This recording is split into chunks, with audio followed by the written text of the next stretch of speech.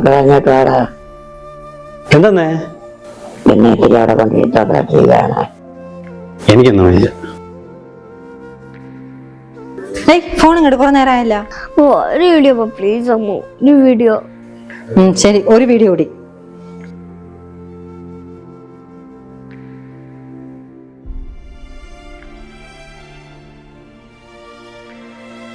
അമ്മച്ചി ഇത് കാണണ? ഓ കാണണം. നീ ഫോൺ നോക്കണ്ടേ? നിനക്ക് പഠിക്കാനൊന്നുമില്ലേ? കൊറേ നേരം ആയല്ലേ ഫോണ് കാണുന്നത്. അപ്പ ഇനി വയസ്സാവുമ്പോഴും ഞാൻ ഇതേപോലെ കൊണ്ടുവരുത്തിട്ട് ഞാൻ TV ഫോൺ കാണൂല.